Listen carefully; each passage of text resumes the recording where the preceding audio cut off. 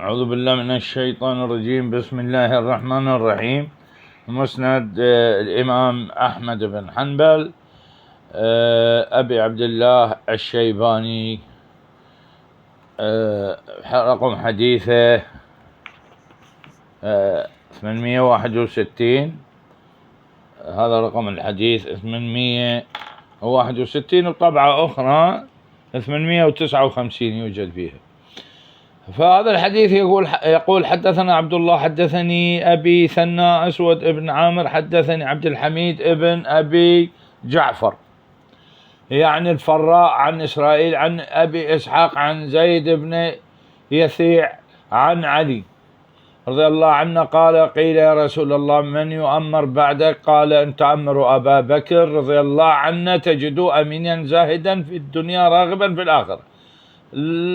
هذا راغبا في الآخرة اللي اعتراض انهزم في عدة معارك، وحتى في خيبر انهزم، فهو لو راغب في الآخرة كان استشهد حتى يروح شهيد.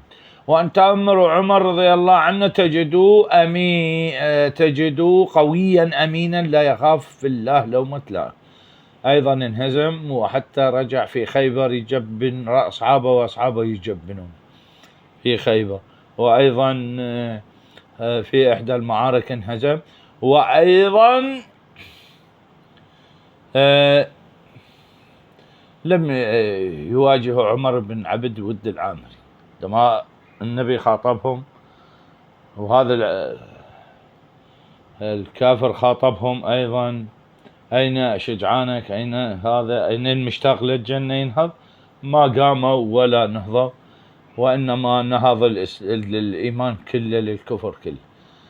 وأن تأمروا عليا رضي الله عنه نقول عليه السلام: ولا أراكم فاعلين تجدوه هديا مهديا يأخذكم الطريق المستقيم. إيش؟ وأن تأمروا عليا رضي الله عنه نحن نقول عليه السلام: ولا أراكم فاعلين. النبي يقول: ولا أراكم فاعلين. النبي يشهد شهادة النبي الآن: ولا أراكم فاعلين تجدوه هديا مهديا يأخذكم الطريق الصحيح المستقيم. ولا أراكم فاعلين. هذول ياهم ما يراهم فاعلين النبي صلى الله عليه وآله وسلم. هذول سيبندية سرسلوغية ياهم يخبرون عنهم. هو النبي يشهد عليه ويقول: ولا أراكم فاعلين. والما يفعل بقول النبي ويأخذ بقول النبي هذا شنو؟ ولا أراكم فاعلين. طيب، ولا أراكم فاعلين، ولا أراكم فاعلين. هذول ولا يراهم النبي فاعلين ياهم، ذول السيبندية ياهم. هذا وصلى الله على محمد وآله الطيبين الطاهرين. طبعا